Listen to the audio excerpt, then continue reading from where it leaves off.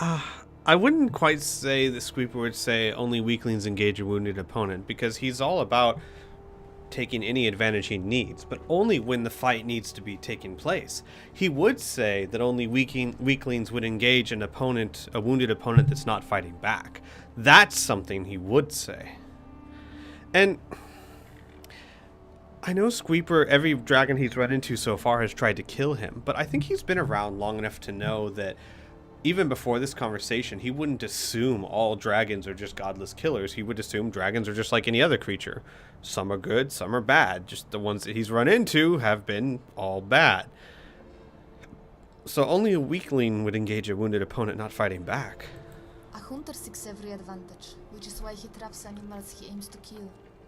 Yet these folk sought to murder, not to hunt. What happened after the hunters arrived? When the hunters came, Vachlokmir curled up his head and tail, hiding under the canopy of wings. He was so teeny. The hunters laughed as they split up to flank him. Slaying a dragon was great prestige. Nobody would ever believe it wasn't. I pulled the dagger from my teeth and watched as the shorter one circled toward me. I could practically smell the stink hopping off his furs. I rose to a crouch and raised my arms to his throat. When my nose betrayed me, I sneezed. Did they hear you sneeze? Both hunters turned toward me, but they managed to get the short one. All I felt was the rush and the hot spray of blood trickling down my leg. My body was on fire, but I was scared. Perhaps Vachlokmir sensed this, because as the other hunter charged, he unfurled his wings and let out a roar. The sky shook and the earth cracked, and the man flaked like no man I've ever seen. But I reckoned he'd be back, maybe with the city guard. We had to hide, although the hardest part was convincing Vachlokmir he could still fly.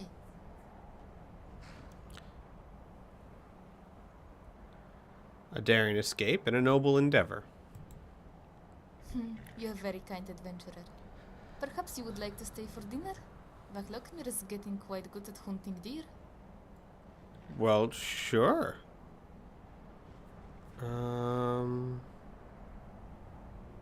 Many in this land despise dragons. I wish it weren't so, but folk are scared.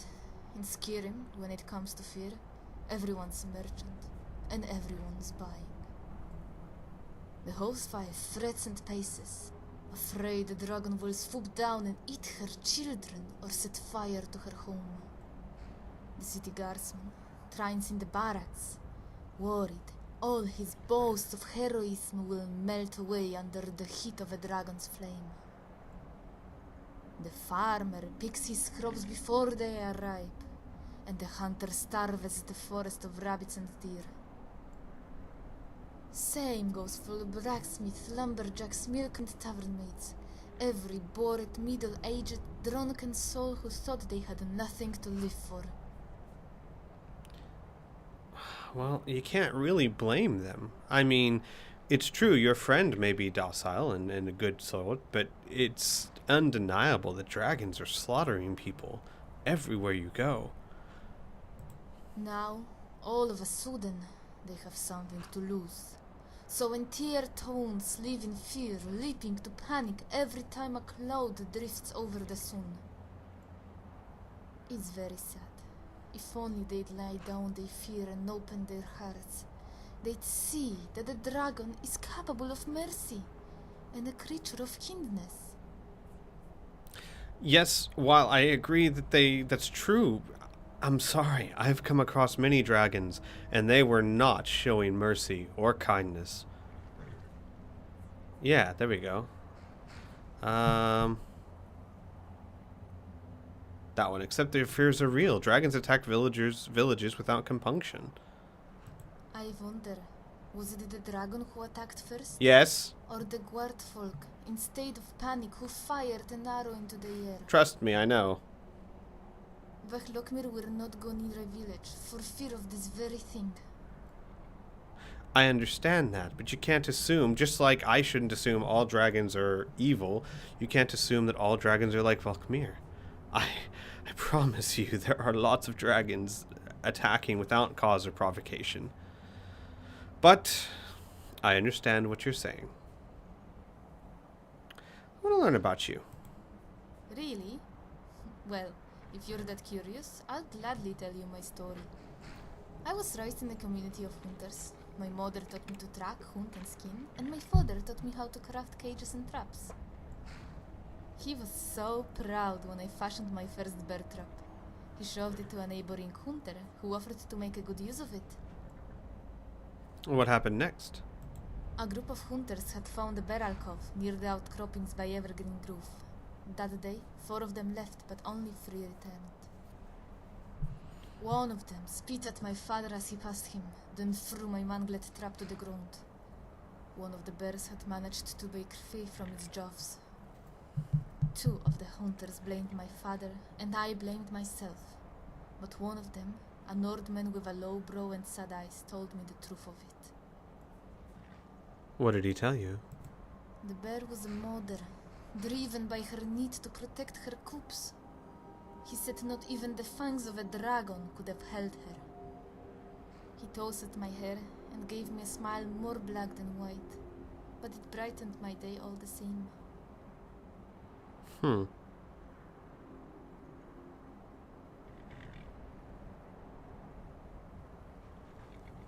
Bears and dragons are much the same. We hunt them because we must. I wouldn't say that, because so you gained a compassion for animals. Yes, I realized that every beast has a family. Mothers, fathers, daughters and sons. And our right to hunt is not any more valid than their right to live. I agree with that. I am in need of his aid. Many folk would shy away from a dragon, but it is Valkmir who shies from all. I am sorry, but he is not a weapon of war. I don't need a weapon of war, nor would I ever ask him to. My request is one of peace.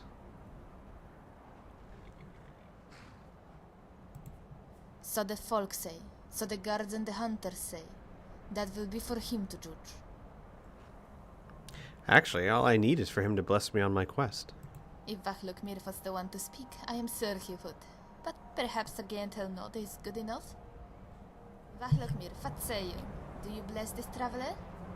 It seems to have worked. And I think he likes you. Not, oh, does he approve? Well, I trust you got what you came for. Goodbye. Agree to aid her in her quest for the stance of Arcade? Well, I think we're going to stay the night. We'll take her up on her offer. Thank you.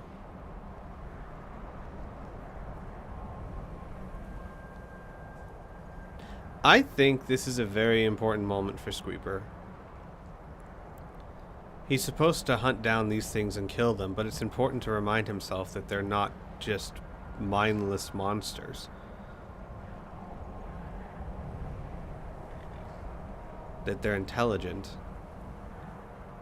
Interesting. Thank you.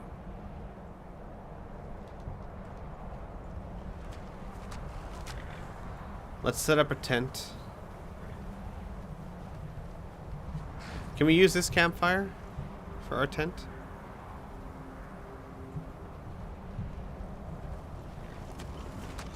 Let's get the tent first. Large for a tent. If we set it up.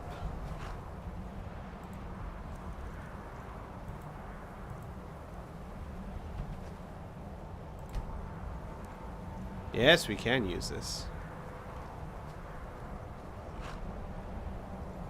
There we go. Pitch tent here.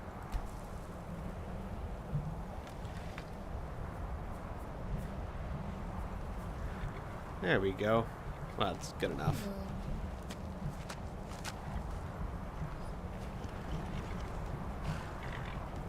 Alright, Freya. We are going to stay here for a while. So just stay close to me. Okay? Not sure Freya knows what to think.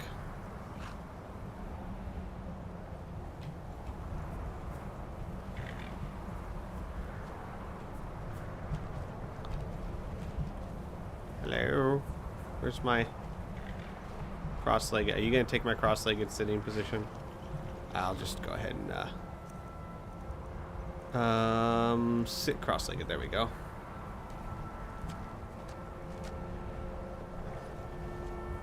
There we go. Oh my gosh, I am in the fire. Let me back up a little bit. There. Alright, and let's have dinner. Oh, I need to get food from the horse first. Hello?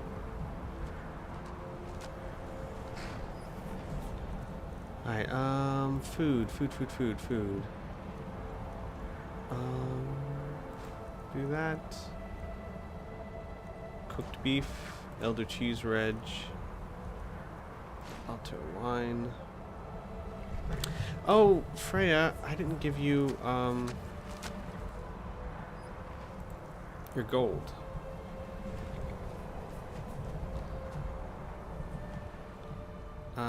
Here, trade some things with you. I'll give her 2,000. That makes sense, I think.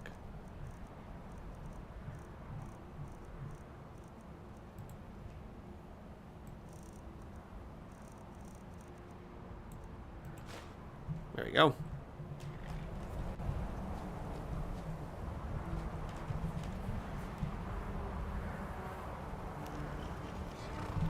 So, why can't I talk to her? There we go. Greetings. So... Wait, so what's the other journal? Optional quest I had? Optional. Agree to aid. Oh, okay. So this isn't them. This is agreeing to help the crazy cat lady. Ha! I doubt that'll happen. Let's go ahead and eat.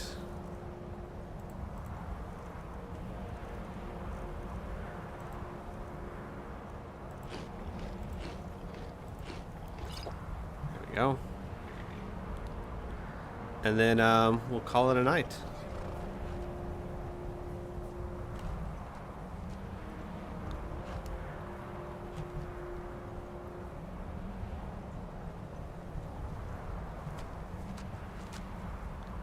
We'll go ahead and lie down. And we'll use the lantern.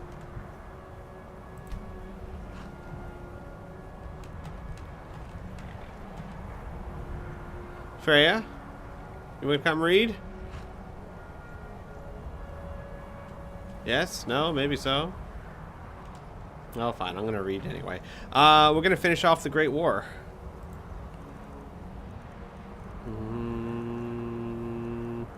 Where's the Great War? Did I sell the Great War? Did I sell the Great War? Well, poop.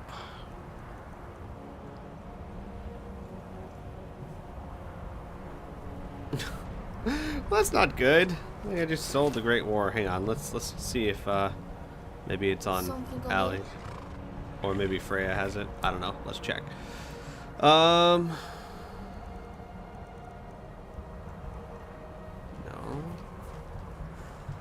Freya, do you by chance have it? Did I give it to you somehow? I must have sold it accidentally. Whoops. Okay then.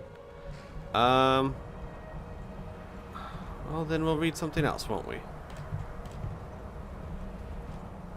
Freya? Freya, come here. Come on. In here.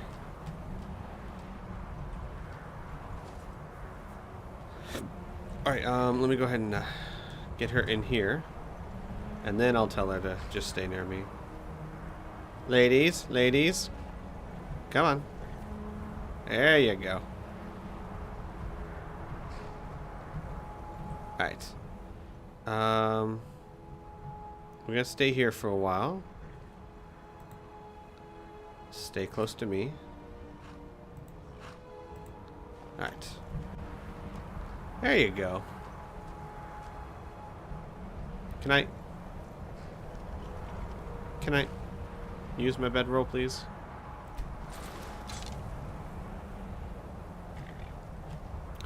Do you mind? Do you mind? Can you get off me, Freya, please? Seriously? Fine, I'll read. Alright, what are we gonna read? Biography of Brarinzia?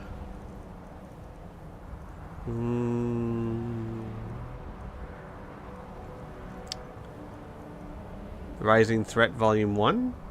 Sure, why not? We'll read the Rising Threat Volume 1. I'll get the Great War again, and then we'll finish it. But so the Rising Threat, Volume 1, by Lithiniel of Sunhold. The following is the account of Lithiniel of Sunhold, an Altmer refugee from Somerset Isle who came to Cyrodiil in the early years of the Fourth Era. According to Lithiniel, he did not flee the aftermath of the Oblivion Crisis in Somerset. Rather, he fled the darkening shadow of the Thalmor upon my beloved homeland. Lithiniel had a very intense presence, to put it politely, and some of his accusations of Thalmor involvement bordered on madness. This may be why his fervent warnings and outspoken criticisms of the Thalmor and the Altmeri Dominion went unheeded, but history has at least partially vindicated Lithiniel's claims. Praxis Iratuum, Imperial Historian. I was barely more than a child when the great anguish fell upon us. The very air was torn asunder, leaving gaping, infected wounds that spewed Daedra from the bowels of the oblivion. Many flocked to the shore, seeking escape from Dagon's murderous host. But the seas betrayed our people, rising up and smashing our ships and our ports, leaving us to the fates so vile and wicked that death would seem a mercy. The Crystal Tower stood as our last bastion of hope in both the literal and figurative sense. Refugees filled the Crystal Tower until it could hold no more. I could taste the fear hanging in the air, feel the pall of despair suffocating us. We could see the Daedra moving through the trees in the distance, but they did not come. Days passed, and still the Daedra would not approach within arrow shot of the battlements. Hope began to grow. They fear us, some would say. Even a Daedra knows not to trifle with the wisdom and magics of the crystal-like law. It was as if the foul dizzyings of oblivion had been waiting for this very spirit to stoke our hearts before they acted. As we slept, innumerable legions of Daedra massed around us, and they were not alone. Hundreds of Altmer prisoners were gathered with them. As dawn broke, we were awoken by their screams as the Daedra began to flail them and flay them.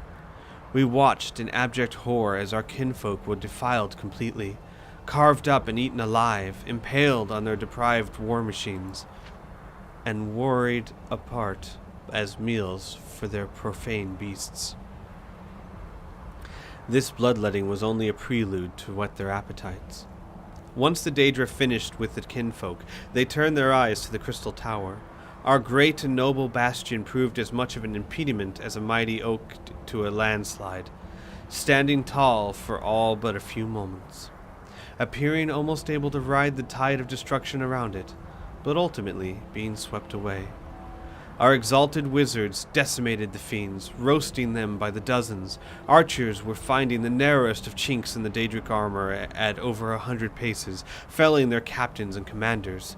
The might and skillfulness of our heroic defenders was astonishing to behold, but it was not enough. The Daedra clambered over their corpses of their cohort. They marched headlong into death and destruction that would make the mightiest armies in all of Tamriel quake with fear. When they breached the walls, I fled along with other cowards. I take no pride in that act. It has haunted my existence ever since, and I burn with shame to admit it, but it is the truth. We fled in mindless panic, abandoning those stalwart Altmer who held the line against the onslaught, to preserve and defend our illustrious crystal tower. We raced through cleverly concealed passageways and emerged well away from the chaos that had descended upon the tower. That is when it happened. It started like a gust rustling through the leaves of the dense forest, but the sound did not taper off. It rose into a roar as the very ground on which I stood began to shudder. I turned to look, and the world held its breath. I stood transfixed as the heart of my homeland was torn as if from my own breast. The unthinkable, incomprehensible. The tower of the crystal law cast to the ground, with all the dignity of a beggar meeting an ironclad fist. An eternity I watched, trying to reconcile what I knew with what I saw. Sobs racked my chest, and weeping filled the air around me as the spell loosened its hold and I realized where I was. There were scores of other refugees mesmerized by the horror that had likewise ensconced me. "Go," I croaked as my heart of my land shattered. No one moved, not even me. I mustered what will I could and bellowed all the fear and hatred and agony at what had just happened, turning the word into a mindless shriek. "Go!" I ran then, feeling more than seeing that the others had followed. Interesting. We'll do Rising 2 next time. Rising Threat Volume 2 next time. And now it is time for sleep. Sleep, sleep, sleep. For 8 hours, I think. And then we will make our journey back to the temple to finish this quest. It's been a long quest, but a really fun one.